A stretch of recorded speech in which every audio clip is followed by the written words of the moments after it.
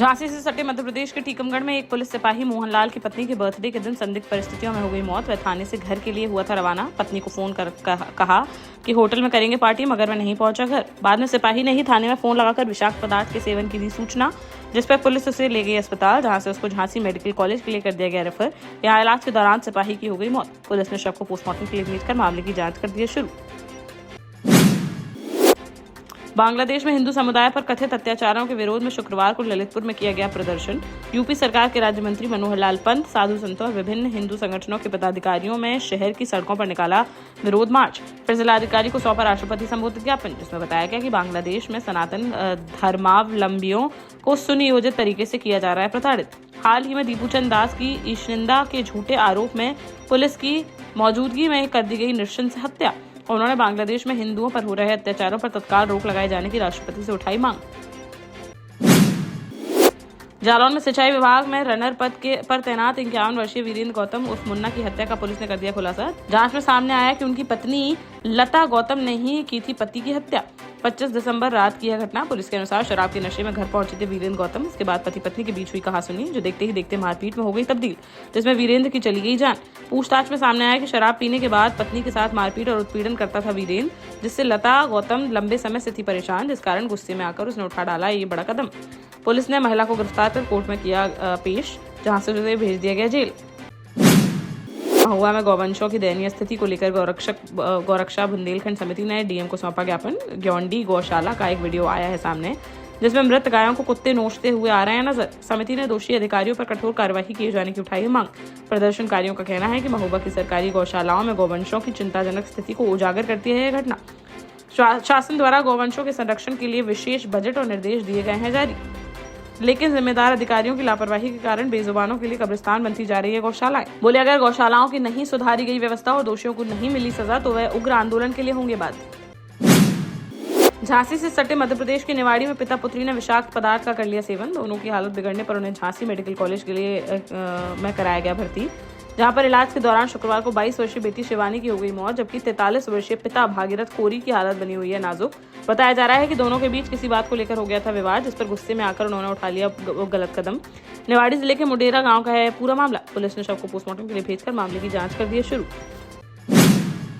हमीरपुर जिले के सुमेरपुर थाना क्षेत्र में बीती देर शाम को देखने को मिला भीषण सड़क हादसा, जहां सुमेरपुर कस्बे में फैक्ट्री एरिया चौकी के पास एक बेकाबू ट्रक ने 3 सीटर ऑटो रिक्शा को मार दी टक्कर और करीब 2 किलोमीटर तक घसीटते हुए ले गया उसे। हादसे में ऑटो चालक की ऑटो में फंसे हो गई दर्दनाक मौत, जबकि 2 लोग गंभीर रूप से हो गए घायल। मृतक की 21 वर्षीय अंकित कुशवाहा के रूप में हुई पहचान। पुलिस ने घायलों को अस्पताल में कराया भर्ती और शव को पोस्टमार्टम के लिए भेजकर आरोपी ट्रक चालक पर कार्रवाई कर दी है शुरू। दतिया जिले के बड़ौनी थाना क्षेत्र के खिरिया सिजौरा गांव में बीती रात मामूली विवाद ने ले लिया हिंसक रूप। गाली गलौज के दौरान हुए झगड़े में 55 वर्षीय अतर सिंह कुशवाहा की कुल्हाड़ी से हमला कर दी गई हत्या। वारदात के बाद से गांव में देखने को मिल रहा है दहशत का माहौल, जबकि आरोपी हो गया फरार।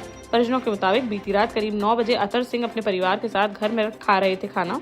इसी दौरान बाहर से गाली गलौज की सुनाई दी आवाज। जब परिवार के लोग निकले बाहर तो देखा कि हाथ से कुल्हाड़ी लिए खड़ा था रामनिवास, जिसके साथ भरत कुशवाहा और राज कुशवाहा और रवि यादव भी थे मौजूद, जिन्होंने अतर सिंह पर कुल्हाड़ी से वार कर उन्हें उतार दिया मौत के घाट। पुलिस ने मामला दर्ज करते हुए आरोपियों की तलाश कर दी शुरू। शिवपुरी जिले के कोलारस थाना क्षेत्र के NH 46 पर बीती रात एक सड़क हादसे में एक युवक की हो गई मौत, जबकि दूसरा गंभीर रूप से हो गया घायल। ओवरब्रिज के नीचे सर्विस लाइन और भड़ौता रोड की क्रॉसिंग पर हुई है घटना। जानकारी के मुताबिक बेरसिया निवासी प्रहलाद आदिवासी और मोहर सिंह बाइक से अपने गांव लौट रहे थे वापस।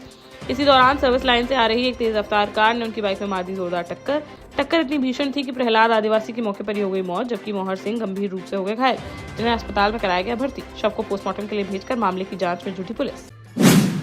झांसी में शुक्रवार सुबह से ही छाया रहा घना कोहरा। सर्द हवाओं के चलते गलियों में पसरा रहा सन्नाटा। जरूरी होने पर ही लोग घरों से निकले बाहर। शुक्रवार का न्यूनतम तापमान 10.01 और अधिकतम तापमान 18 डिग्री सेल्सियस किया गया दर्ज। रेल सेवा पर भी पड़ा है कोहरे का असर। वंदे भारत, शताब्दी, राजधानी और महाकाल एक्सप्रेस पहुंच रही हैं 6 से 8 घंटे लेट। ऐसे में जिन यात्रियों को इस ट्रेन से करना होता है सफर, उन्हें स्टेशन पर ही लगाना पड़ रहे हैं अपने बिस्तर। प्रयागराज में आयोजित माघ मेला स्नान के सुचारू, सुरक्षित और व्यवस्थित आयोजन को लेकर उरई रेलवे स्टेशन पर प्रशासन और रेलवे अधिकारियों के बीच एक महत्वपूर्ण समन्वय बैठक की गई आयोजित। जिलाधिकारी राजेश कुमार पांडे ने की बैठक की अध्यक्षता, जबकि पुलिस अधीक्षक डॉक्टर दुर्गेश कुमार भी बैठक में रहे मौजूद। जिलाधिकारी ने बताया कि प्रयागराज माघ मेला स्नान की हो चुकी है शुरुआत।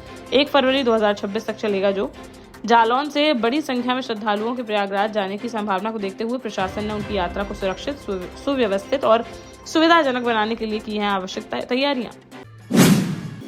ललितपुर के मडावरा में शुक्रवार दोपहर एक तेज रफ्तार इको वाहन ने बाइक सवार युवक को मार दी टक्कर, और टक्कर के बाद युवक को करीब 100 मीटर तक घसीटता ले गया वाहन, जिससे उसकी मौके पर ही हो गई मौत। मडावरा की नवीन तहसील के सामने हुई यह घटना। जानकारी के मुताबिक मडावरा थाना क्षेत्र के ग्राम प्यासा निवासी 30 वर्षीय नितेश और भज्जू शुक्रवार को किसी काम से आया था मडावरा।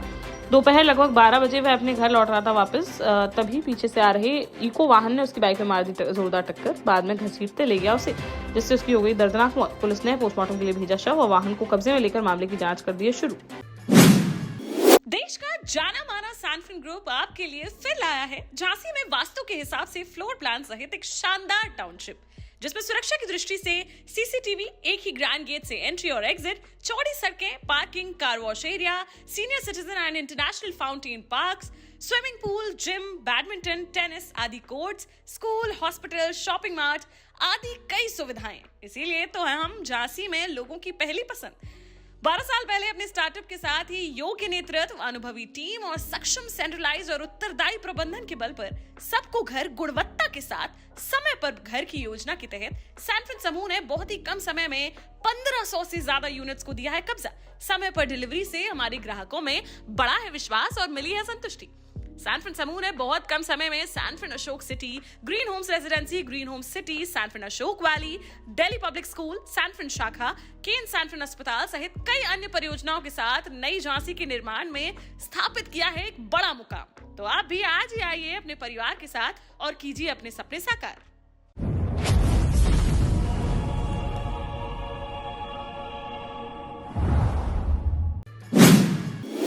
नववर्ष के अवसर पर झांसी में सामाजिक सरोकार की एक प्रेरणादायक मिसाल आई सामने, जब आसरा एनजीओ ने आदिवासी बच्चों और उनके परिवारों के साथ रेस्टोरेंट में नववर्ष समारोह का आयोजन कर उन्हें खुशियों से जोड़ने का किया प्रयास। समाज के उस वर्ग के लिए की गई यह पहल जो आमतौर पर आर्थिक व सामाजिक कारणों से ऐसे आयोजनों से रह जाता है दूर। इस कार्यक्रम में मुख्य अतिथि के तौर पर सदर विधायक पंडित रवि शर्मा रहे उपस्थित। वहीं आसरा एनजीओ की अध्यक्ष पूजा शर्मा ने कार्यक्रम का किया नेतृत्व। उन्होंने बताया कि आदिवासी परिवार अक्सर त्योहारों और विशेष अवसरों पर बच्चों के साथ जश्न मनाने के अवसरों से रहता है वंचित। महंगे रेस्टोरेंट या सार्वजनिक आयोजनों में शामिल होना उनके लिए नहीं होता है आसान। इसी को ध्यान में रखते हुए नववर्ष समारोह किया गया आयोजित, ताकि आदिवासी बच्चों और उनके परिवारों को भी समाज के समान उत्सव का मिल सके अनुभव। इस मौके पर बंटी शर्मा, निशांत वर्मा, कीर्ति वर्मा, शक्ति क्रोशिया, अपर्णा द्विवेदी, संजय चड्ढा, रजनी यादव, शिखा परिहार, अभिषेक राय समेत अन्य सदस्यगण रहे मौजूद। दतिया के सिविल लाइन थाना क्षेत्र अंतर्गत उन्नाव रोड स्थित रामराजा फिलिंग स्टेशन के पास बीती देर रात एक युवक की गोली मारकर कर दी गई हत्या। रात करीब 11:15 बजे की बताई जा रही है घटना। घायल युवक को पहले जिला अस्पताल दतिया और बाद में ग्वालियर के लिए किया गया रेफर, जहां इलाज के दौरान उसकी हो गई मौत। मृतक की भितरवार निवासी प्रद्युमन शर्मा के रूप में हुई है पहचान। घटना के समय कहाँ जा रहा था वह और इसके साथ कौन कौन था मौजूद, फिलहाल इसका नहीं चल सका है पता। घटनास्थल के पास लगे पेट्रोल पंप के सीसीटीवी कैमरों में कैद हो गई पूरी वारदात, जिस पर पुलिस ने सीसीटीवी फुटेज के आधार पर अज्ञात बदमाशों की तलाश कर दी है शुरू। झांसी में कुंज सेवा दल लगातार लोगों की सेवा में है तत्पर। जहां मेडिकल कॉलेज में भर्ती मरीजों के तीमारदारों को कुंज सेवा दल पिछले 5 वर्षों से लगातार सुबह शाम भोजन, फल, मिष्ठान वितरण करने का करता चला आ रहा है कार्य। इसी क्रम में भीषण सर्दी को देखते हुए शुक्रवार को 200 साड़ियां कुंज सेवा दल द्वारा की गई वितरित। इस मौके पर डॉक्टर केश गुप्ता, सीमा राय, छवि गुप्ता, पिंकी गुप्ता, रुचि गुप्ता सहित कुंज सेवा दल संचालक राज बिहारी राय, रामेश्वर गुप्ता, सुरेश चंद्र खारिया व उमा शंकर लखेरे प्रमुख रूप से रहे उपस्थित। झांसी में बड़ागांव गेट बाहर आयोजित श्री शिव महापुराण कथा का प्रथम दिवस पर श्रद्धा और भक्ति के वातावरण में हुआ शुभारंभ। कथा के शुभारंभ से पूर्व निकाली गई भव्य कलश यात्रा, जो कथा स्थल से पचकुइया माता मंदिर पर हुई संपन्न।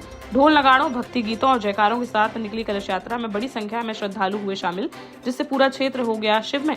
कथा के प्रथम दिवस पर कथावाचक खिलन कृष्ण शास्त्री ने शिव महापुराण का महिला को विस्तार से वर्णन करते हुए कहा कि शिव पुराण का श्रवण कलयुग में मनुष्य के मन को करता है शुद्ध और बड़े बड़े पापों से मुक्ति का मार्ग करता है प्रशस्त। कार्यक्रम में मुख्य अतिथि के रूप में वरिष्ठ समाजसेवी डॉक्टर संदीप सरावगी रहे उपस्थित, जिन्होंने आयोजकों को बधाई देते हुए कहा कि इस प्रकार के धार्मिक आयोजन समाज में संस्कार, एकता और आध्यात्मिक चेतना को करते हैं मजबूत।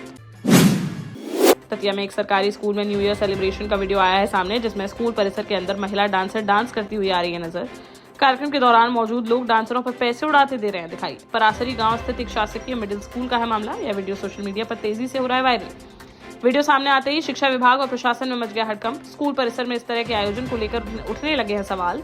मामले पर स्कूल के प्राचार्य बलवान सिंह ने दी है सफाई। उनका कहना है कि पंचायत सचिव रिंकू यादव और सरपंच नीलम परिहार की अनुमति पर इस न्यू ईयर कार्यक्रम का किया गया था आयोजन। डीपीसी ने प्राचार्य से मांगा है लिखित स्पष्टीकरण। यदि नियमों का पाया गया उल्लंघन तो जांच के बाद की जाएगी कार्रवाई।